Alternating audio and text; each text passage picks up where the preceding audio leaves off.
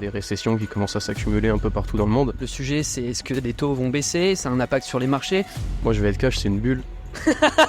Bull run ou pas bull run, Bitcoin combien? Qu'est-ce que t'en penses? Je pense, en vrai, sont atteignables. Bonjour à tous et bienvenue pour cette nouvelle vidéo, la première de notre chaîne YouTube Fineco. Aujourd'hui un format un peu particulier parce qu'on reçoit CryptoPoop, une personne reconnue dans l'écosystème crypto en France. Le but de cette interview d'aujourd'hui, c'est d'aborder des sujets liés à l'économie, à la finance, aux crypto-monnaies, tout en démocratisant le plus possible ces concepts. La démocratisation de ces enjeux, en fait, c'est le cœur même de notre projet chez Fineco, qui a pour but tout simplement de vous, investisseurs, vous rendre de plus en plus autonome sur les marchés. Poulpe, bonjour. Bonjour. Très content de pouvoir te compter parmi nous aujourd'hui. Je t'ai rapidement présenté, justement, l'idée c'est, dans un premier temps, est-ce que tu veux bien revenir sur ton parcours? Et puis surtout, ce qui va intéresser tout le monde, c'est de savoir comment t'es tombé dans cet écosystème qui est celui de la crypto-monnaie. Ouais, bien sûr, on peut revenir là-dessus. Moi, je suis arrivé dans la crypto très jeune, en vrai, avant même d'être majeur. Je suis arrivé là-dedans au détour d'une game de LoL, une game de League of Legends, pour ceux qui n'ont pas la ref. Et League of Legends, donc ouais, je jouais tranquillement sur mon PC, tout ça en revenant du lycée, bien sûr. Et puis un mec dans le chat, comme ça, nous lâche Bitcoin made me rich, ou quelque chose du style en tout cas. Et ce qui fait qu'à l'époque, du coup, je me suis un peu plongé là-dedans, mais de très loin, parce que j'étais encore jeune, quoi, j'étais encore en seconde. Donc je me suis un peu plongé sur qu'est-ce que le Bitcoin à l'époque, donc les grandes bases, qu'est-ce que c'est que cette monnaie digitale externe aux monnaies classiques, enfin un truc un peu sombre. Et j'ai rien compris et du coup j'ai lâché très vite l'affaire. Et en fait c'est un peu un truc qui est revenu par à coup dans ma vie, parce qu'à la base je faisais beaucoup de sport donc j'avais pas trop le temps de m'y consacrer. Je m'y suis retourné un petit peu après, je devais être en terminale la deuxième fois que j'en ai reparlé, parce qu'à l'époque ils battaient des records de prix et du coup ça devenait un peu populaire sur quelques médias, quelques réseaux. Donc je suis retourné un peu voir qu'est-ce qui se passait là-bas, qu'est-ce que c'était que ce truc. La deuxième fois que je suis revenu, j'ai un peu plus compris ce qui se passait, surtout sur Ethereum, les tokens annexes et pas que Bitcoin, qui était vraiment le truc que j'avais découvert au début. Et le vrai coup d'accélérateur et le moment où je suis tombé dans la marmite, un peu comme Obélix, c'était finalement le Covid en fait, qui a été aussi bien une opportunité un petit peu qu'une plaie un peu dans ma vie quand même. À l'époque, je suis étudiant dans une chambre du Crous de 9 mètres carrés et je passe mes nuits à parler de crypto sur des Discord sombres et sur Twitter. C'est un bien pour un mal parce qu'en vrai, du coup, tu passes ton temps là-dessus, mais tu finis par être calé, par comprendre ce qui se passe et par faire de l'argent même. Donc ouais, je suis arrivé un peu par hasard et j'ai investi avec mes 400 € d'APL régularisés en retard par la CAF. Donc ouais, c'est une entrée un peu originale. Mais, effectivement, ouais. Mais ouais, c'est comme ça que je suis arrivé dans la crypto et je suis toujours là aujourd'hui. Et du coup, en m'intéressant à la crypto et en m'intéressant à ce sujet-là, en fait, je me suis découvert un petit peu une passion aussi pour le côté technique, le côté philosophique de cet écosystème et aussi le côté du coup économique où pour le coup, j'ai appris pas mal de choses qui s'appliquent même au-delà des cryptos, un peu plus sur les marchés tradis et même sur les actions, les cours d'indices, etc. Ok. Écoutez, hyper intéressant, hyper atypique comme parcours pour le coup. Justement, tu parlais d'économie. Moi, c'est un sujet qui me touche personnellement et c'est un sujet qui nous touche tout simplement au sein de l'équipe Fineco. Tu as parlé de ta passion, de ta découverte aussi pour ce monde-là, tout simplement. Et on sait qu'il est corrélé à l'écosystème crypto, quoi qu'on en pense. Et justement, moi, je voulais avoir d'abord ton ressenti sur la situation économique actuelle. On sait très bien, pour les gens qui nous regardent, que l'inflation rogne le pouvoir d'achat des Français et de tout simplement tous les Occidentaux depuis 3 ans maintenant. On sait que pour lutter contre cette inflation, les banques centrales ont procédé à des hausses de taux. Et aujourd'hui, en fait, le sujet, c'est est-ce que les taux vont baisser? Ça a un impact sur les marchés. C'est quoi ton avis, toi, justement, sur la situation actuelle un petit peu? C'est compliqué, en vrai, de répondre à ça. C'est un peu vaste, mais je dirais que dans l'ensemble, on paye un peu les pots cassés actuellement. Parce qu'on a eu, pendant le Covid, des politiques monétaires d'impression massive de monnaie. Enfin, on n'a jamais autant imprimé. On a eu quelques petits déboires géopolitiques à droite à gauche qui font que même les énergies, on a beaucoup de tensions sur ces secteurs-là. Et donc forcément aujourd'hui on se retrouve avec une inflation qui est hyper élevée, on se retrouve avec des pouvoirs d'achat du coup qui forcément sont entamés aussi. On se retrouve avec des entreprises qui ne peuvent plus emprunter autant qu'avant, des gens qui ne consomment plus autant qu'avant, globalement des économies ralenties un peu partout sur le globe. On a des récessions qui commencent à s'accumuler un peu partout dans le monde, y compris dans des pays qu'on ne pensais pas spécialement voir dans la liste des pays en récession, comme le Royaume-Uni récemment ou l'Allemagne un peu plus tôt, dans cette période inflationniste. Et je dirais pas que c'est forcément un mauvais truc pour les cryptos, parce qu'au final, ce qui va t'empêcher finalement d'acheter des cryptos, et on l'a bien vu, actuellement on a une hausse de prix qui est complètement décorrélée de ce qui se passe dans le vrai monde. Mais ouais, c'est sûr que ça a été un gros frein pendant une période. En particulier, quand on a eu un peu un stress sur les banques américaines, on a vu que au premier abord, ça n'a pas été très bien reçu par les marchés. Après, on a eu ce truc de, c'est une valeur refuge par rapport à ce genre de crise. Donc, voilà, Un peu comme l'or finalement, quoi. Ouais, c'est ça, finalement. Peut-être que c'est ce qui s'est passé, peut-être pas. Hein. Moi, j'ai une autre idée là-dessus, parce qu'on a vu à ce moment-là que c'était Tether qui achetait pour $1 milliard de dollars de Bitcoin avec leur gain. Et on sait que Tether font de l'argent quand il y a des périodes inflationnistes. Enfin bref, c'est un peu compliqué de jauger ce qui a vraiment impacté les marchés dans tout ce qui est inflation et contexte économique. Mais c'est sûr que c'est une situation un peu compliquée, mais qui ne se ressent pas tant que ça, j'ai la sensation, sur les marchés. En tout cas, pas encore. Et justement, tu parlais de la déconnexion un petit peu de l'écosystème crypto à cette réalité économique, à ces récessions. Donc, pour expliquer rapidement, une récession, qu'est-ce que c'est ? C'est simplement une économie qui décroît. On a souvent été habitué à la croissance économique, là c'est l'inverse. En général, c'est rarement bon signe. Ça amène au chômage, ça amène à ce genre de problématiques qui ont des conséquences sociales, tout simplement sur la population. Et on parlait justement tu parlais de la décorrélation de l'écosystème crypto à cette réalité économique. Moi, j'ai le sentiment, et c'est mon avis, qu'il y en a une autre qui fait partie, pour le coup, elle, de la finance traditionnelle. Je prends l'exemple de Nvidia, qui a publié ses résultats la semaine dernière, de tous ces sets magnifiques, ces géants de la tech US, et de toute cette euphorie liée notamment à l'émergence de l'intelligence artificielle, etc. Est-ce que tu as un avis justement sur ce sujet-là, toi, en particulier ? Moi, je vais être cash, c'est une bulle. Au moins, il a dit les termes. Je suis obligé. En fait, faut se rendre compte que là, on parle des Max 7. Donc oui, ok, c'est des très grandes entreprises, etc. Mais on parle aussi d'une inflation qui est gigantesque. Enfin, on se retrouve avec une inflation pas possible, des taux d'emprunt pas possibles. L'être humain lambda, aujourd'hui, qui a un niveau de vie moyen, il est sous l'eau, il n'en peut plus. Et on a des boîtes comme ça qui ont des croissances qui ne s'arrêtent pas, qui ne licencient l'employé alors qu'on a une inflation pas possible. Alors que normalement, ça amène un peu d'austérité dans les boîtes, surtout après une période comme celle du Covid où toutes les entreprises empruntaient pour zéro. Tu vois, ils empruntaient, ils allaient à la banque en disant vous voulez des milliards, ok tiens, milliards de la Fed, c'est gratuit, c'est magique. Et là, on a l'impression qu'en fait, ça ne les choque pas, ça ne les gêne pas, rien ne se passe. Et comme tu l'as dit, on a ce truc de l'IA actuellement. C'est vrai qu'on est sur des valorisations qui font mal à la tête, même sur des levées de fonds au-delà des marchés qui sont pas encore cotés. On a des trucs. Le monde du VC, ça part très très très très loin. ça fait des levées de fonds, c'est lunaire. Pour moi, c'est une bulle parce que on est dans un truc qui est incohérent par rapport au contexte, justement. Après, oui, c'est une technologie qui est toute neuve, toute belle, machin. Donc oui, tout le monde est à fond dedans. Oui, derrière, les résultats d'NVIDIA sont très très satisfaisants. C'est vrai que c'est quand même, faut le dire. Battre le consensus à chaque fois, c'est quand même assez fort. Ouais. On peut pas se plaindre, puis ça fait déjà longtemps qu'ils sont sur ce rythme en plus de battre le consensus à chaque fois. Donc non, ça a bien été mené comme entreprise, donc forcément ça amène des très gros résultats, mais de là à passer les 2 trillions de valorisation, peut-être un peu too much, hein, on va pas se mentir. Après je suis personne pour donner le top ou pas d'une bulle, mais voilà, c'est un peu mon ressenti là-dessus, c'est qu'on a des perfs qui sont décorrélés un petit peu de la réalité de l'américain lambda, qui lui se retrouve avec des taux hypothécaires qui frôlent les 8%. Donc toi personnellement, tu touches pas à tout ça, quoi. Non, moi je touche pas à ça. Moi, watch and see, quoi. Je reste spectateur de loin de tout ce qui se passe. Ouais, ça. Wait and see plutôt. Wait and see, oui, carrément. Mon anglais m'a fait défaut.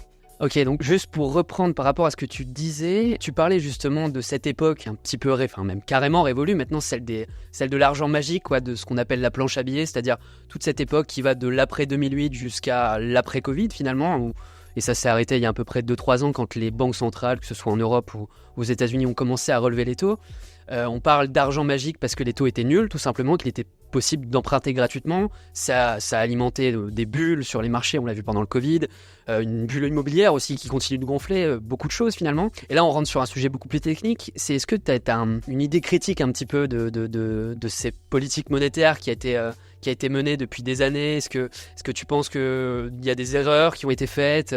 C'est quoi ton avis un petit peu sur le sujet? Si je devais vraiment revenir là-dessus, l'erreur numéro 1, elle est au moment de la fin de l'état noir, en fait. C'est là que tout est parti en vrille, finalement. Ouais. On a arrêté de donner une valeur, entre guillemets, physique et réelle à l'argent, et on a dit, à partir de maintenant, j'appuie sur un bouton, et hop, il y a 1 milliard qui sort. Des billets, ouais, effectivement. Ouais. Et à partir de là, en fait, on a forcément créé une inflation qu'on ne contrôlait plus. En fait, on a un peu ouvert la boîte de Pandore à ce moment-là. C'est pas forcément quelque chose qui est négatif, parce que souvent, les gens sont là, oui, ce serait négatif qu'il y ait beaucoup d'argent, l'inflation, etc. Quand c'est bien fait intelligemment, c'est pas forcément négatif. Il y a des modèles qui nous le prouvent, pour littéralement masquer des défauts quelque part, forcément à cause d'un manque de productivité de certains pays. Là, c'est un peu plus compliqué, parce que du coup, on se retrouve avec des sommes astronomiques qui sont imprimées, qui se déversent dans l'économie, mais pas de façon égale, forcément, pas de façon équitable en tout cas. forcément, parce que la fameuse théorie du découlement, si elle était réelle, ça se saurait, on serait pas au SMIC. C'est forcément un contexte un peu compliqué et c'est vrai qu'on se demande un petit peu le bon sens de tout ça. Pour moi, les banques centrales là-dedans ont joué un rôle majeur dans le sens où c'est elles en fait qui ont lancé cette course à la planche à billets, en particulier la Fed en première, puis la BCE qui a suivi sans aucun souci. Qui suit toujours ce que fait la Fed de toute façon. Qui suit de toute façon, oui, avec 3 mois de décalage ou 6. Exactement, ouais. Mais c'est exactement ça. Et en fait, c'est un constat, deal with it. Tu vois, on n'a pas trop le moyen finalement de contrer ça. Et je pense qu'aujourd'hui, on le paye. On n'aura pas l'occasion de toute façon de donner notre avis là-dessus. Donc, Et justement, je me permets de rebondir sur un sujet que tu viens d'évoquer, l'étalon or. En fait, pour expliquer à tout le monde ce que c'est l'étalon or, l'étalon or, en fait, à l'époque, c'est un système économique qui est créé à l'après-guerre, notamment par les États-Unis, et un système international où, en fait, ça fait du dollar tout simplement la monnaie du monde. Sauf que cette monnaie, la particularité qu'elle a, c'est qu'elle est gagée, sa valeur est ancrée tout simplement dans l'or, un actif dans lequel tout le monde a priori a confiance. Et ça permettait notamment d'éviter toute forme de manipulation monétaire, toute forme de politique discrétionnaire, comme on a pu voir notamment que ce soit post-2008, post-Covid, et en fait ça permet de ne pas trop donner de pouvoir tout simplement aux personnes qui nous dirigent. Et pourquoi l'étalon or c'est intéressant? Parce que je pense, moi, et c'est aussi ce qui me plaît notamment dans le Bitcoin, voilà, le mot est dit, c'est qu'il y a une valeur philosophique qui est donnée au Bitcoin, qui est justement que c'est une monnaie, par définition, qui est inviolable. Dans ce sens-là, avec une politique monétaire bien définie. Est-ce que justement, toi, tu peux nous apporter un peu plus de précision sur ce sujet-là, vu que c'est ton domaine? Ouais. Ce qui est intéressant avec le Bitcoin, c'est déjà le fait qu'il y en ait un nombre limité. C'est la base des bases, c'est les fameux 21 millions de Bitcoin, et le fait qu'on n'ira jamais au-delà.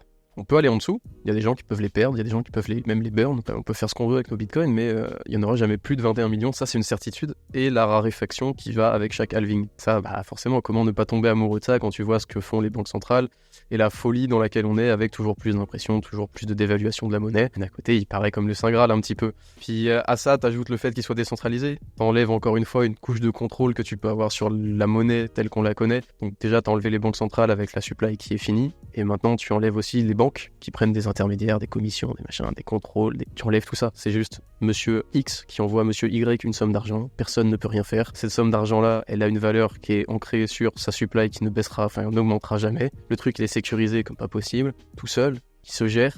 Personne n'a rien à faire, c'est juste à faire du minage un peu à droite à gauche. Comment ne pas tomber amoureux? Honnêtement, au niveau philosophie, c'est vrai que le Bitcoin résout en fait finalement tous les troubles qu'a causé l'impression monétaire de masse dans le monde actuel. Et justement, tu parlais de comment ne pas tomber amoureux du Bitcoin. Moi, je vais te donner une première raison quand même, et qui est évidente, c'est sa volatilité. Parce qu'on le sait, après c'est une technologie qui est encore très jeune, qui n'est pas mature tout simplement. Et les dernières années ont su montrer, justement, exerguer cette volatilité. On a traversé ce qu'on appelle un bear market, où tout simplement le Bitcoin de son ancien top à 68 000 $ est tombé jusqu'à 15 900. Est-ce que toi, justement, tu as un avis sur la période qu'on vient de traverser et qui, je pense, on peut le dire, aujourd'hui est quand même révolue par rapport au niveau de valorisation dans lequel on est et surtout par rapport au contexte fondamental, tout simplement, qui entoure l'écosystème?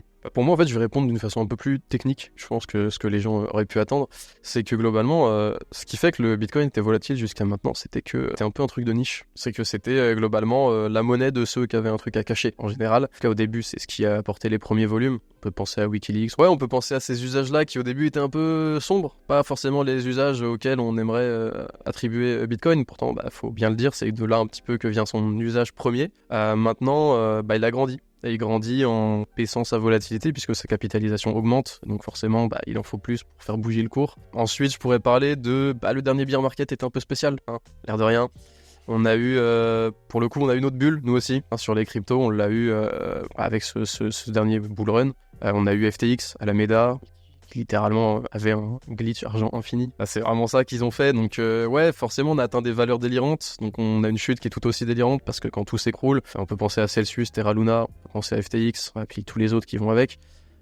Puis on peut aussi penser à la macro dont on vient de parler juste avant, la situation économique au-delà des cryptos, qui n'est pas propice à investir dans un actif aussi volatile justement. Tu te retrouves avec un actif hyper volatile, très peu capitalisé comparé aux cotes américaines, aux actions, aux indices, etc. Et qui du coup, forcément, le moment où il se prend une cartouche, c'est une grosse balle qui se prend et on n'a plus trop le contrôle dessus et c'est très volatile. Maintenant, à l'heure où on fait cette interview, BlackRock est rentré dans la danse, on a des inflows institutionnels, on a des vrais acteurs qui se plantent un petit peu en tant que piliers de l'écosystème. Je pense à MicroStrategy évidemment, du coup BlackRock.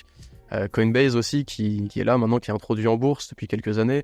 Je pense à USDC qui veut aussi se faire introduire en bourse. Donc c'est l'un des plus gros stablecoins. Je sais pas s'il est devant Tether ou non, mais voilà, c'est un monstre de la crypto. Donc on a tous ces influx institutionnels, on a toutes ces nouvelles liquidités, on a toute cette capitalisation en plus, qui fait que plus on avancera dans le temps, moins Bitcoin sera volatile, et plus on avance dans le temps, plus il gagne cette aura d'actifs, de réserve de valeur en fait. Finalement, on l'a vu avec les crises de mars dernier sur les banques régionales américaines, où après la faillite de la SVB, on s'attendait tous à voir le Bitcoin du coup fondre avec les marchés traditionnels, et finalement on a eu tout l'inverse.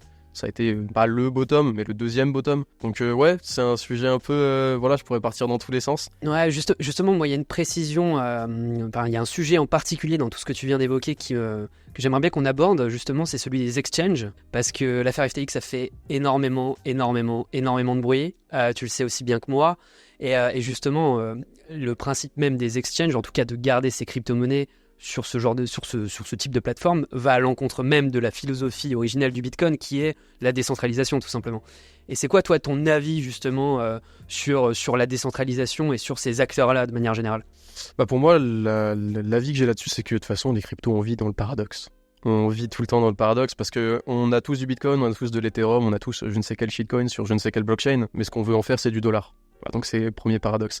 Deuxième paradoxe, c'est que on est décentralisé, on veut faire de la décentralisation. Oui, ok, mais dès que tu veux faire des usages pratiques à grande échelle, t'es obligé de centraliser. Parce que sinon, c'est pas faisable, en fait. Imagine un exchange, mais où c'est un mec qui fait toutes les transactions en peer-to-peer. Il y a un moment où on deviendrait fou, en fait. On peut pas avoir un système d'escroc pour chaque TX. Il y a un moment où on devient zinzin. Donc oui, bien sûr, on perd un peu de la philosophie de base. De toute façon, on la perd depuis le début. Globalement, on perd un peu cette philo, et puis qu'est-ce que tu veux, faut bien qu'on y arrive. Ça me fait penser justement, parce que sur ton compte Twitter, il y a un tweet qui est épinglé, qui est assez particulier, on va pas se mentir, et qui fait justement écho à ce que tu viens de dire. Est-ce que justement tu pourrais le reprendre et nous expliquer ce que t'entends par ce message un peu, fort de symbole, on va pas se mentir. Épinglé, c'est on a chié sur le rêve de Satoshi depuis le tout début. Et c'est vrai qu'on peut difficilement résumer ça mieux, en fait. Enfin, c'est un peu cru, donc oui, on pourrait le faire plus élégamment.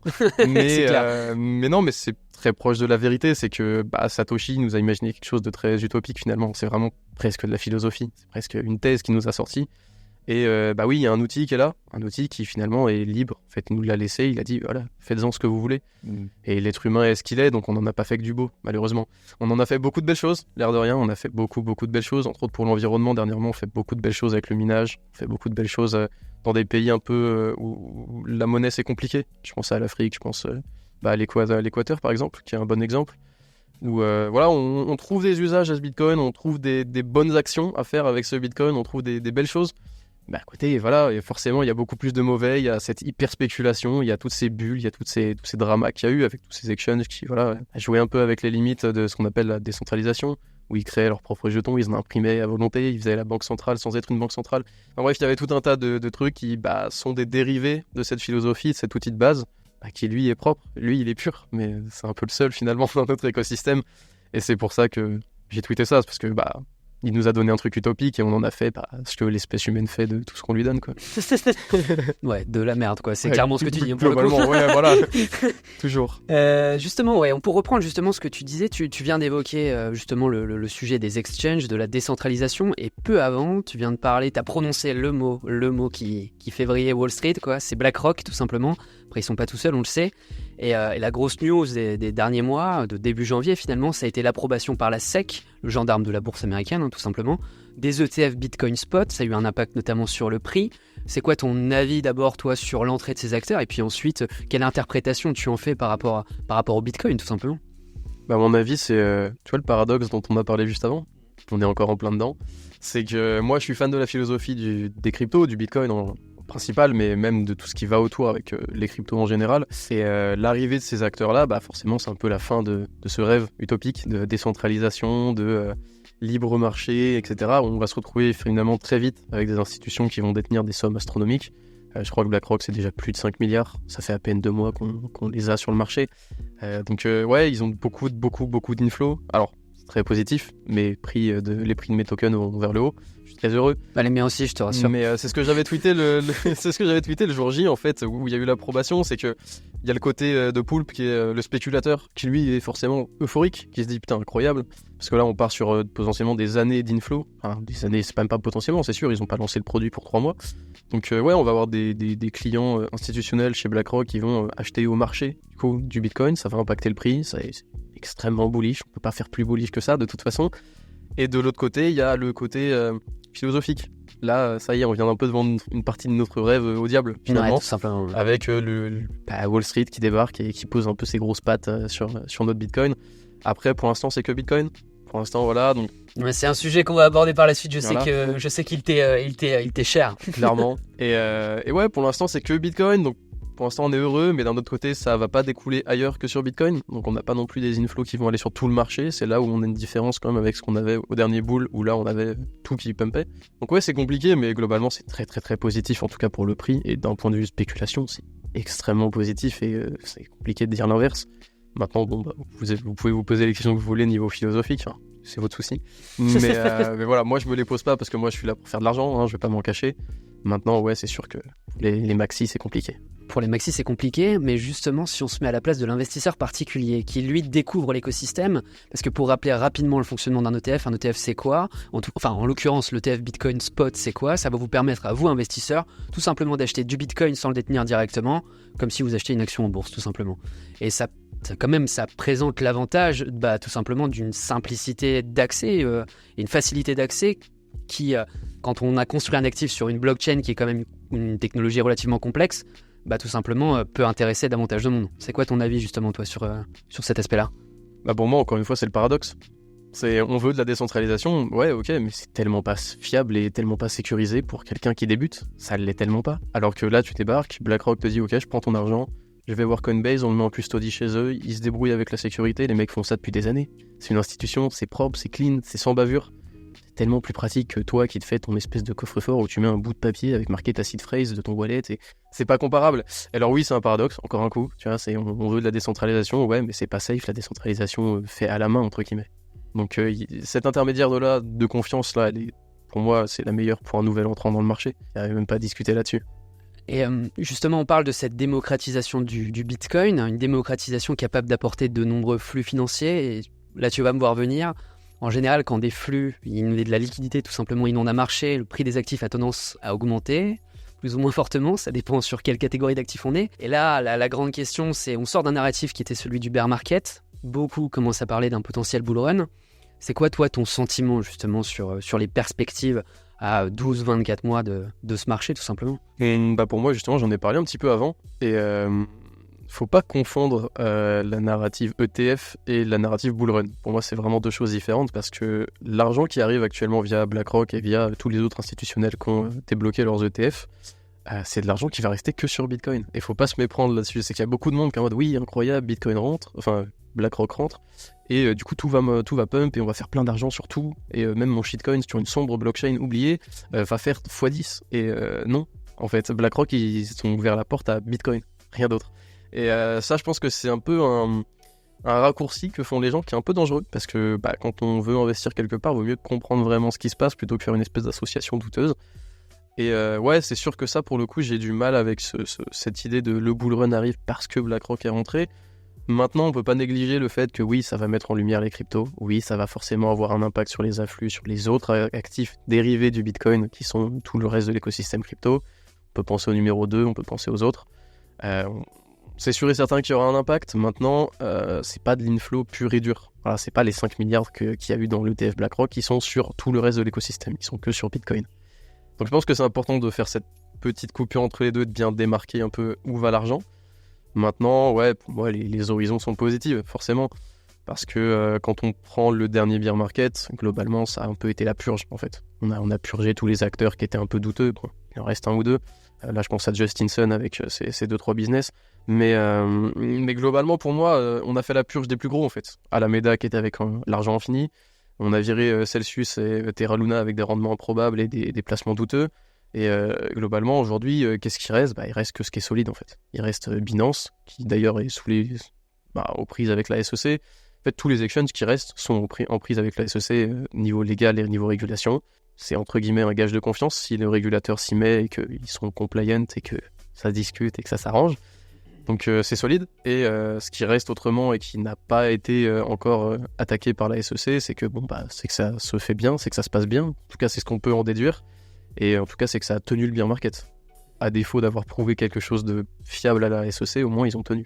Comparé aux autres qui, eux, se sont tous effondrés les uns après les autres, ont explosé en plein vol comme Alameda. Donc pour moi, ouais, les horizons sont forcément positifs. Là où on en est actuellement, puis même on arrive à cette fin de période inflationniste, en tout cas aux US. Le reste du monde, on verra, ça va être un peu plus compliqué pour la zone euro, par exemple, je pense. Notamment, ouais. Mais je pense qu'aux US, en tout cas, on arrive vers la fin. De toute façon, l'agenda politique le veut, on en reparlera. Mais voilà. Et justement, tu m'offres un peu une transition, parce que pour toi, c'est ce que tu dis, les horizons sont positifs. L'ETF Bitcoin, c'est un narratif pour toi, donc c'est bien à dissocier d'un potentiel bull run. Mais toi, personnellement, en tant qu'investisseur que tu es, quel catalyseur, toi, tu attends justement pour nous dire que ça y est, on y est en bull run, ou pas, tout simplement? C'est compliqué de mettre un mot sur qu'est-ce qui fait que t'es en bull run, parce que pour moi le bull run c'est plus une ambiance, si tu veux, sur les marchés où Bitcoin prend 10% par jour et les altcoins ils en prennent 40 par jour, et c'est indécent et il se passe des trucs de fou partout. Et tu regardes un projet dont t'as jamais entendu parler, le machin il a pris 3 millions de capitalisation en 10 minutes, et puis tu regardes un autre et lui il a pris 400 millions, et je fais quoi, mais qu'est-ce qui se passe? Et voilà, pour moi c'est ça le bull run. Non, comme je l'ai dit tout à l'heure, en fait on s'assagit avec le temps, donc est-ce qu'on verra à nouveau ça? Je sais pas. Est-ce que du coup on pourra à nouveau avoir cette ambiance-là et du coup dire on est en bull run, ou est-ce qu'il faudra qu'on se contente peut-être d'un peu plus calme, un peu plus réservé, avec moins de tokens qui pump dans tous les sens et peut-être un peu plus focus sur les principaux? Je sais pas. En tout cas, pour moi le catalyseur il est dans les inflows, en fait. C'est tout ce que je regarde. Les seules choses qui m'intéressent c'est le total market cap des cryptos, et pour moi un nouvel ATH du market cap, c'est simple et c'est un bull run. On a beaucoup parlé pour le coup du Bitcoin. Là on va arriver à son petit frère, tout simplement, l'Ether. Je sais que c'est un jeton que toi, pour le coup, tu affectionnes particulièrement. Est-ce que, déjà, dans un premier temps, tu peux essayer de nous expliquer rapidement ce que c'est l'Ether? C'est quoi son principe, son fonctionnement, sa proposition de valeur, tout simplement, avant de rentrer, tout simplement, dans le côté un peu plus investisseur, et pourquoi, toi, c'est un projet que tu suis en particulier? Alors l'Ether, je suis pas un maxi, je suis pas le plus gros technicien de l'Ethereum, mais pour moi, c'est un peu le papa des smart contracts. Pour ceux qui connaissent pas, les smart contracts, c'est ce qui permet d'avoir des gestions en fait de fonds intelligentes sur la blockchain. Que globalement, tu peux faire un contrat dans lequel les gens déposent de l'argent, d'autres gens empruntent cet argent, sont rémunérés via des taux d'intérêt pour celui qui a prêté de l'argent, l'autre paye des taux d'intérêt, etc. Bref, et tout ça se fait automatiquement grâce à ce smart contract justement, qui gère les afflux de liquidités qui sont déposés dessus. Et donc ça, forcément, ça a ouvert la porte à ce qu'on appelle du coup la DeFi, la finance décentralisée en français. Et donc voilà, tout ce qui découle entre guillemets d'Ether finit sur d'autres blockchains par la suite, mais l'origine de la DeFi elle est sur Ethereum, et pour moi c'est la principale proposition de valeur d'Ethereum, c'est clairement la DeFi avec tous les protocoles qui vont avec les applications, les swaps, les DEX, on peut parler de bridge, on peut parler de 10 000 trucs, on peut parler du coup des protocoles de lending, etc. qui sont aujourd'hui des pierres angulaires et qui pèsent parfois des millions voire des milliards. Là, je pense à AVE, etc., qui sont des mastodontes. Et tout ça, c'est Ethereum qui l'a implanté, parce que sur Bitcoin, techniquement, c'est pas possible d'avoir tout ça. En tout cas, pas encore. Il y a des gens qui essayent actuellement. Mais voilà, la DeFi sur Bitcoin, c'est compliqué. La DeFi sur Ethereum, c'est la nature même du projet. Voilà. Un projet qui fait que, d'ailleurs, en termes de market cap, c'est la deuxième crypto. C'est pas rien. Et puis là, tu vas aussi me voir venir, je pense. Mais on a parlé d'un narratif, et toi, tu l'as bien scindé entre ce que les ETF Bitcoin Spot ont été et un potentiel bull run. Il y a quelque chose qui se trame, je crois, un petit peu dans l'air. C'est celui d'un potentiel ETF Ethereum Spot. C'est quoi, toi, ton avis là-dessus, déjà? Mon avis là-dessus, il est simple, c'est que c'est la suite logique. Pour ça, il faudrait revenir un peu en arrière, mais globalement, ce qui fait que je pense que c'est la suite logique, c'est qu'on a eu cet ETF sur Bitcoin qui a été lancé quasiment instantanément, en fait, même pendant que les applications, enfin les demandes, en français, d'ETF Bitcoin, elles s'étaient faites. Il y avait déjà des demandes sur Ethereum qui étaient lancées. Alors pas par BlackRock, c'est là un petit peu la subtilité. La subtilité, ouais, c'est que quand BlackRock demande, 99% de chances que ce soit accepté. Voilà, c'est un peu la tradition à Wall Street, c'est que quand BlackRock fait le premier pas, en général, tout le monde suit et tout le monde réussit. Parce que c'est eux qui ouvrent les grandes portes, c'est eux qui font un peu les avancées. En tout cas niveau ETF. Du coup, on a eu des demandes qui ont été posées sur l'ETF Ethereum. Et du coup, on peut se dire déjà, c'est un premier bon signe. Deuxième signe, du coup, c'est que le CEO de BlackRock, Larry Fink, enfin Lawrence, mais moi c'est Larry, il a déclaré plusieurs fois en interview que ce genre de produit sur l'Ethereum, ça l'intéressait aussi. Donc c'est pas un hasard que le mec à la tête de BlackRock nous dise « Ouais, Ethereum, ça a du potentiel, j'aimerais bien en faire un produit dérivé. » Tu vois, c'est pas non plus le truc le plus anecdotique. Et encore une chose, qui pour moi est même la base de tout ça, c'est que Gary Gensler, donc le patron de la SEC, le régulateur américain, a déclaré devant le Congrès américain que Ethereum n'avait pas les caractéristiques d'une securities, qui est le fameux statut qui fait qu'on ne peut pas en faire un ETF normalement. Donc si Ethereum n'en est pas n'est pas une securities, on peut en faire un ETF. Surtout si le patron de BlackRock a envie. Surtout si le patron de BlackRock en a envie, effectivement. Et pour appuyer un petit peu tous mes propos, bon là c'est de la spéculation, et après bon c'est aussi un peu mon métier d'être dans Madame Irma et d'aller deviner ce qui va se passer par la suite. On peut parler simplement de l'approbation des ETF Bitcoin, où en fait on a vu que quasiment instantanément le jour J, c'est pas Bitcoin qui a performé, c'est Ethereum en fait, qui a surperformé le jour de l'approbation. Parce qu'on a eu cette anticipation sur Bitcoin, on savait plus ou moins que c'était fait, parce que c'était BlackRock, parce qu'il y avait des pubs qui commençaient à apparaître avant même le lancement du produit et l'approbation officielle. Et là en fait on se rend compte qu'au moment où l'approbation elle est faite, officiellement, bon, tant bien que mal, on en reparlera aussi peut-être, mais quand l'approbation est faite, en fait, c'est Ethereum qui performe. Et qui continue de surperformer Bitcoin actuellement, depuis cette date continue, d'ailleurs. Ouais. Parce que tout le monde fait un peu les mêmes liaisons que moi. En fait, dès que tu connais bien l'écosystème, que tu as entendu toutes ces petits bouts un peu fragmentés d'indices, tu te dis, c'est la suite logique. C'est globalement la suite logique. Et ça pointe en tout cas vers un numéro 2 qui aurait aussi son ETF. C'est clair. Et dans cet écosystème, juste pour expliquer rapidement, donc effectivement on a Bitcoin, le papa, quoi, Ethereum, le petit frère, et puis on a ce qu'on appelle les altcoins, qui sont un petit peu tous les projets qui gravitent tout simplement autour des deux géants. Justement, moi j'avais une question là-dessus, on parle Bitcoin, on parle Ethereum, c'est quoi ton avis toi sur tous ces projets-là? Et surtout, toi en tant qu'investisseur et en tant que tout simplement personne qui fait partie de cet écosystème-là, comment tu analyses ce genre de projet annexe, quoi? Moi, je suis très terre à terre quand j'analyse un projet. En fait, je vais aller droit sur le truc qui fait mal, c'est l'utilité. C'est simple, c'est clair, c'est précis. Et c'est quelque chose qui finalement souvent paraît anecdotique en crypto, parce qu'on a souvent ce truc de on suit une hype, on suit un narratif. On a eu des courses de hamster pendant le bear market, tu vois. Voilà, et c'était la hype. Et ça a levé des millions en quelques heures. Enfin, on a eu vraiment des hypes des fois débiles, et on a eu des hypes comme le Metaverse, qui est presque devenu un narratif au dernier bull run, parce que même en TradFi, sur la finance classique, on avait des projets métaverse avec, on peut penser à Meta qui lançait le des trucs, rebranding de Meta, ouais. et qui au final ont tous flop, ou en tout cas annulé les projets de R&D qui pesaient pourtant des milliards. Donc voilà, il y a toujours des concepts comme ça qui sortent et qui vont un peu venir vous voiler la face quand vous cherchez où investir. Moi, ce que je cherche, c'est simplement l'utilité, le cas d'utilisation concret pour quelqu'un de lambda. Donc par exemple, là je vais prendre un projet qui est simple, AAVE, qui te permet d'emprunter de l'argent en un clic sur la blockchain, qui te permet d'être rémunéré si t'en prêtes. Voilà, c'est simple, clair, net, précis, je veux faire un emprunt, c'est fait en 2 clics, il n'y a pas d'intermédiaire, il n'y a pas la banque, c'est décentralisé, c'est magnifique. C'est la philosophie Bitcoin, tu vois, le fameux, on en revient. Et à côté, je vois, je sais pas moi, Shiba Inu, tu vois. Utilité, il fait rire la galerie. Ah, c'est cool, mais voilà, on va pas aller très loin avec ça. Du coup, c'est comme ça que j'analyse, je suis vraiment très très très terre à terre. Après, bon, ça c'est mon côté un peu joueur de casino, mais il faut pas fermer la porte à ces projets-là, parce qu'on l'a vu, ils sont des fois des performances hallucinantes, alors qu'ils ne servent à rien. Mais ouais, voilà, si je devais donner un conseil pour être un investisseur sérieux, ce serait d'abord de regarder l'utilité du projet. C'est le plus important. Et en plus de l'utilité, moi je vais ajouter autre chose, et je pense que tu compléteras bien mieux que moi le sujet, c'est ce qu'on appelle les tokenomics. Les tokenomics, c'est quoi? Vous savez, on parlait de Bitcoin, la tokenomics de Bitcoin en particulier, c'est simplement qu'il y en a 21 millions et que ça ne bougera jamais. Pour tous les projets crypto, en fait, les tokenomics en fait, sont décidés par les créateurs du projet, tout simplement. Et on sait très bien que ça a une importance particulière pour un investisseur lambda, tout simplement. Est-ce que toi, comment tu analyses justement les tokenomics d'un projet? Est-ce que tu y accordes une importance relativement importante ou pas? C'est quoi ton avis globalement?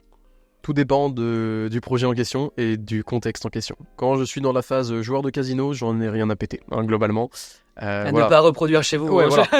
Non, mais c'est ça en fait qu'il faut bien comprendre, c'est que les gens qui me suivent sur Twitter et qui des fois deviennent fous quand ils regardent ce que je fais, oui, des fois je pose mon cerveau à côté de la table et je suis un truc juste parce que tout le monde en parle et que je sais que du coup il y a des gens qui vont s'y intéresser, qu'il y a un attrait pour le truc et je considère que c'est le bon moment. Maintenant, si tu cherches encore une fois un truc fiable et un investissement sérieux, Oui, non, tu vas pas suivre ça et tu vas regarder les tokenomics. Qu'est-ce que j'appelle regarder une tokenomics? Bon, mon rêve à moi, ce serait que tous les tokens soient émis dès le lancement. Et ce serait mon rêve à moi. Aujourd'hui, on le sait, on est plus dans un monde où les tokens, ils sont émis à 20, 30, 40%, et encore, c'est déjà rare. Et que derrière, on a des unlocks, donc en fait des tokens qui sont rajoutés à la supply en circulation, qui sont émis en plus, et qui étaient bloqués jusque-là, au profit souvent d'investisseurs, on appelle ça des VC, des venture capital, donc des investisseurs qui sont parfois publics, parfois privés, ça dépend un petit peu, on a un peu de tout. Et du coup des projets où finalement on se rend compte que si on rentre dedans en étant entre guillemets early, donc dans les premiers arrivants, on va juste servir en fait de porte de sortie aux plus gros acteurs qui sont rentrés bien avant nous mais qui auront leur token seulement après. Ça c'est un gros problème parce que si tu veux avoir un investissement sérieux, tu as besoin de pouvoir voir à l'avenir. Et quand la seule chose que tu vois à l'avenir, c'est que la supply va augmenter et donc que tu vas réduire la valeur du coup intrinsèque du token puisqu'il y en a plus, offre et demande, tout ça.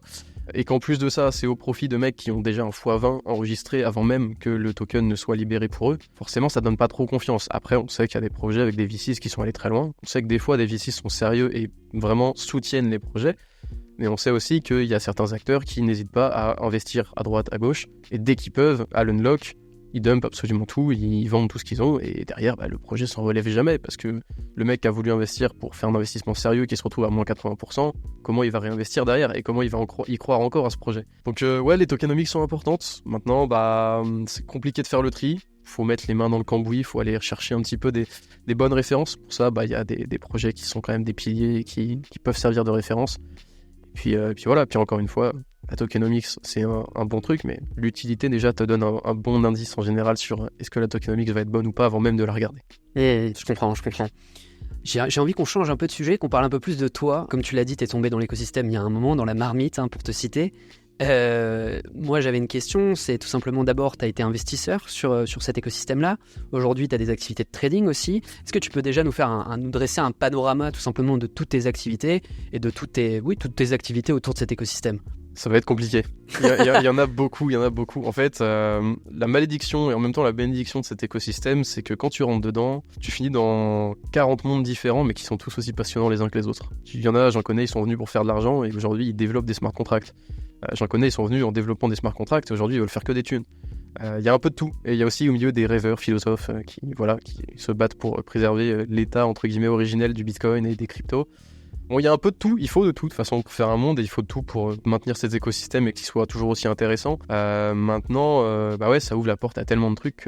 À la base, je suis devenu investisseur entre guillemets, j'ai juste acheté des tokens, je les gardais une certaine période de temps, puis je les revendais quand ils étaient plus hauts, des fois plus bas, et je prenais mes pertes, ça arrivait. Et par la suite, du coup, j'ai découvert le trading, forcément, avec les effets de levier, les exchanges, etc. Bon, pour le coup, j'ai un avis assez négatif là-dessus. Je pense que c'est vraiment une porte ouverte, plus un casino qu'un investissement raisonné. Les exchanges aujourd'hui, ils sont faits littéralement pour que ce soit un casino et qu'on ait envie de balancer des grands leviers et de se faire liquider. Ça reste quand même un outil qui, quand il est bien utilisé, peut ouvrir la porte à énormément de possibilités. Derrière, forcément, j'ai eu aussi, en tant qu'influenceur, même si pas dire que je suis influenceur, des opportunités derrière pour accompagner des projets. J'en ai eu pour les accompagner sur du marketing, sur des tokenomics justement.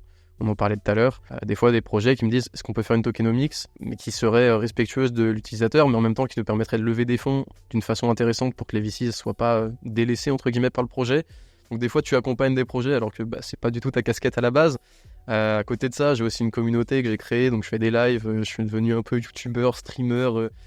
C'est vraiment une multi-casquette, je fais un peu tout et n'importe quoi aussi. La preuve, je suis en interview aujourd'hui, j'étais pas destiné à faire ça à la base, mais c'est hyper intéressant, c'est hyper gratifiant de pouvoir faire tout ça et voilà un petit peu qui je suis, voilà un petit peu tout ce que je fais. Et maintenant, j'ai envie qu'on parle un peu plus aux débutants et à ceux qui peuvent entendre parler de cet écosystème particulier, pour le coup, et qui seraient tentés de se lancer. Pour le coup, ça, c'est des valeurs qui tout simplement nous sont importantes chez Fineco, c'est tout simplement de pouvoir éduquer les gens et leur donner, pour parler vulgairement, toutes les billes pour qu'ils puissent évoluer le mieux possible sur les marchés aussi bien traditionnels que nouveaux comme ceux de la crypto-monnaie.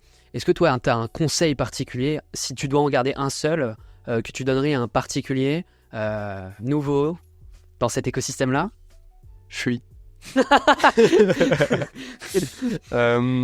compliqué à dire. En fait, C'est ce que je disais tout à l'heure. Cet écosystème, c'est à la fois une bénédiction et une malédiction. Moi, je sais que je suis arrivé dedans, ça m'a au début cramé mes nuits de sommeil. Alors, c'était le Covid, c'était pas très grave, puis après, ça me les a cramés dans la vie de tous les jours.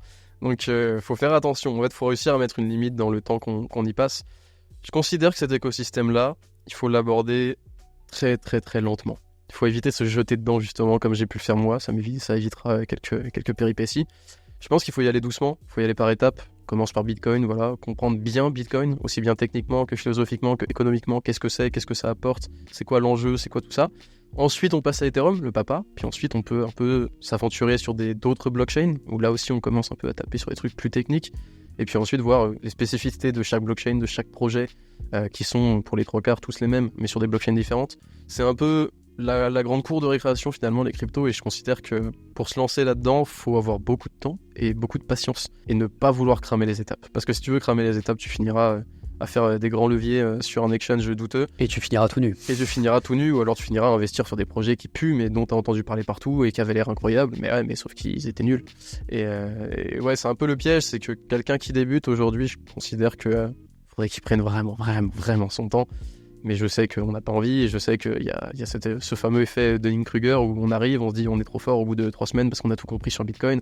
Ouais, mais c'est tellement vaste, il faut y passer du temps, il n'y a pas le choix. Voilà. On vient d'aborder le sujet du prisme des débutants, tout simplement. Pour ceux qui se lancent dans l'écosystème et qui ne suivraient pas ton conseil de fuir l'écosystème crypto, mais qui serait assez fou pour y rentrer, il y a un sujet qui est hyper important dans cet écosystème, tout simplement, c'est celui de la sécurité. Tu vas encore une fois me voir venir, on parle beaucoup de la licorne française Ledger, qui propose des solutions pour pouvoir garder et conserver soi-même ses propres cryptos, tout simplement. C'est quoi, toi, ton avis sur le sujet de la sécurité, tout simplement, dans l'écosystème ? J'en ai parlé tout à l'heure, justement, avec BlackRock, et le paradoxe un petit peu de la self-custody, donc l'auto-gestion, si vous voulez, de vos cryptos. On a vu dans le dernier bear market que délibérément donner sa gestion à un autre acteur, c'est pas forcément une bonne idée. Hein. On l'a vu avec FTX, qui s'est effondré du jour au lendemain, et aujourd'hui, voilà, on a des acteurs de l'écosystème qui veulent se faire rembourser, hein, parce qu'ils ont tout perdu. On en a aussi des plus anciens. On a Mongox qui date pour le coup. C'était vraiment un dinosaure dans le monde des crypto-monnaies, et pourtant il a eu la même chose que FTX. Et c'est toujours pas terminé d'ailleurs. C'est toujours pas terminé, ouais, il y a toujours des personnes qui attendent leur remboursement aujourd'hui. Donc ouais, c'est compliqué parce que, encore une fois, un débutant, il arrive là-dedans et c'est la jungle. Encore une fois, il y a 10 000 branches qui s'ouvrent à lui. T'as la self-custody, t'as les exchanges, maintenant les ETF. T'as maintenant les ETF. Donc ouais, tu te retrouves avec plein d'outils de protection de tes données. T'as les ledgers, t'as les wallets que tu peux faire toi-même, t'as les trucs, les extensions web app. Enfin, t'as tout un tas de choses. Et c'est vrai que c'est compliqué. Moi, personnellement, en plus, j'ai été victime d'un hack récemment. Donc c'est vrai que c'est un truc où tu te dis, ça arrive qu'aux autres. Bah non, ça t'arrive à toi aussi. Si t'as pas envie d'en parler, on n'en parle pas. Hein. On peut en parler, tout va bien.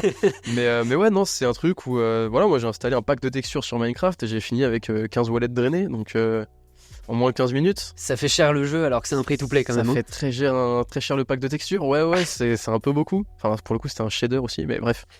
Mais non, c'est vrai que c'est la jungle là aussi, et c'est vrai qu'on peut faire confiance à rien parce que tu peux pas te faire confiance à toi-même. La preuve, moi ça fait des années que je suis là-dedans, j'ai un petit background un peu cybersécurité, l'air de rien, et je me suis quand même fait avoir, tu vois, alors que voilà, ça fait très très très longtemps que je suis là et je sais ce qu'il faut pas faire, ce qu'il faut faire. Donc si même moi ça m'arrive, ça peut arriver encore plus à un débutant, je le sais, je le vois tous les jours d'ailleurs. Mais même pendant le dernier bull run, on l'a vu, le nombre de personnes qui se faisaient voler des apes qui valent des millions, on a vu des choses assez aberrantes.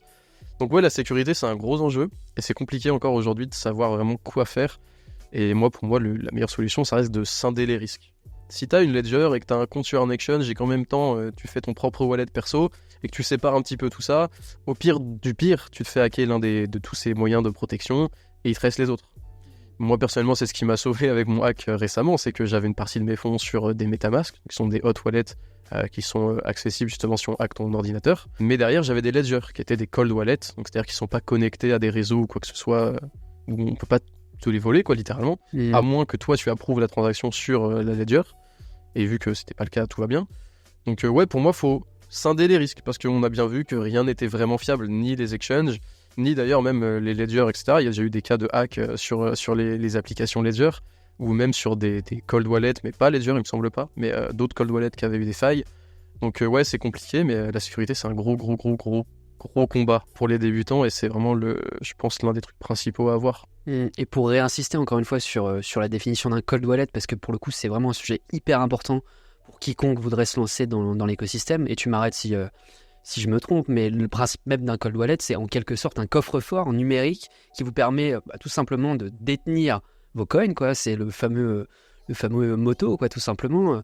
Et ça vous permet tout simplement d'avoir ce coffre-fort chez vous à votre disposition, au contraire de déposer vos billets de banque tout simplement dans celui de la banque, tout simplement. On a pas mal parlé de la sécurité, surtout des particuliers, des investisseurs, pas forcément particuliers d'ailleurs. Il y a un autre sujet, c'est celui de la sécurité des projets sur lesquels on peut investir, tout simplement. C'est quoi, toi, ton avis sur le sujet, justement ? Moi, j'ai un avis négatif là-dessus. Là, pareil, hein, c'est un peu le paradoxe. C'est qu'on veut voir des projets émerger, et d'un autre côté, les projets qui émergent, le nombre de hacks, c'est assez flippant. La DeFi, c'est littéralement des milliards de hacks chaque année. Donc ça peut être plein de trucs, hein, ça peut être des failles dans des smart contracts où tu peux, entre guillemets, abuser du smart contract et avoir une autorité dessus alors que t'es pas censé, t'es censé être un utilisateur qui a aucun droit dessus. Ça peut être des failles de sécurité, même des fois dans les pages vraiment front web, donc c'est-à-dire le CSS, le HTML, quoi, ou l'intégration de connexion wallet, donc ce qu'on appelle l'intégration Web 3 d'un site classique, c'est-à-dire voilà, on a un site et dessus on peut connecter un wallet.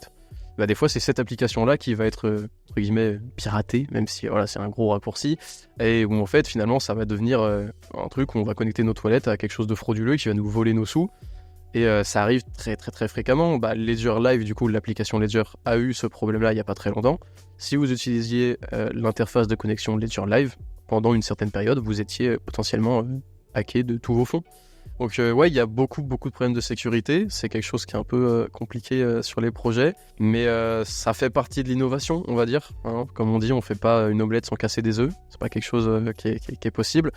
Maintenant, ouais, c'est sûr que c'est un gros enjeu. Et là, pareil, je peux pas donner d'autres conseils que scinder vos investissements, éviter d'être all-in sur un projet, parce que si ce projet-là, justement, vient avoir une faille de sécurité, vous serez tout seul pour pleurer. Parce qu'encore une fois, il n'y a pas de législation, il n'y a pas de régulation, vous n'êtes responsable que de vos propres actions et personne ne va venir à votre secours. Donc ouais, c'est compliqué et c'est un projet, enfin c'est un sujet qui est très important. Ouais. Et finalement, ton message, c'est celui de la diversification, c'est pas un message différent de celui qui est prôné, notamment dans les finances traditionnelles. Pour finir cette interview, j'ai envie qu'on joue à un jeu ensemble. Jeu qui plaît beaucoup à l'écosystème Twitter, notamment, c'est celui des prédictions. Bull run ou pas bull run, Bitcoin combien ? Qu'est-ce que t'en penses ? Bitcoin et Ethereum du coup. J'inclus l'Ethereum. Allons-y. Pour le Bitcoin, c'est assez compliqué à dire, mais je pense en vrai que les 100 000 $ sont atteignables. Normalement, ça devrait pas être une si grosse barrière que ça si on voit les afflux dont on a parlé avec BlackRock, etc. et qu'on potentiellement on a une nouvelle ambiance bull run dont je parlais avec tout le monde qui en parle, etc. Même des gens qui sont pas dans le milieu et que monsieur, madame, tout le monde se met à en acheter. Je pense que c'est largement atteignable les 100 000. Après, voilà, bon, je vais pas vous donner une target précise. Hein, je suis pas madame Irma, du coup, pour le coup. Mais voilà, pour moi, les 100 000 $ sont largement atteignables. Plus, c'est tout aussi possible. Maintenant, les targets à 500 000, 1 million, va peut-être falloir commencer à doser. Mais ouais, en tout cas, plus haut, ça c'est sûr. C'est un ATH. Voilà, c'est une bonne target, je pense, une bonne cible. Et pour Ethereum, un petit peu la même chose. Dans le cas d'un narratif en plus ETF, le fameux, si ma volonté s'exauce, pour moi, je vois les 10 000 $ sans souci aussi. Parce qu'on a eu 4 000 $ à l'époque où le token était encore inflationniste. Aujourd'hui, on a eu ce changement de tokenomics, justement. On a eu du coup un Ethereum qui est passé en déflationniste. C'est-à-dire que le nombre de tokens se réduit par rapport à avant où il augmentait.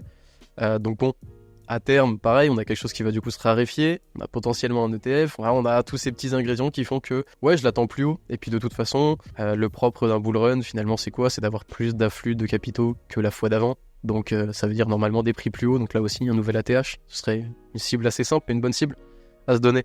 Super, et écoute Poulpe, merci beaucoup pour ton temps, merci pour cette interview, c'était un plaisir tout simplement d'échanger avec toi. Plaisir partagé, merci. Sur ces sujets-là, et surtout n'oubliez pas de vous abonner surtout à cette chaîne YouTube, puisque cette interview c'est la première d'une longue série qui va démarrer. Pour parler de Fineco un peu plus, le projet est nouveau, les liens seront dans la description, n'hésitez pas à aller nous suivre sur les différents réseaux sociaux, et puis surtout allez suivre CryptoPoulpe si vous ne le faites déjà pas. Et puis on vous dit à très vite. Bon allez, abonnez-vous.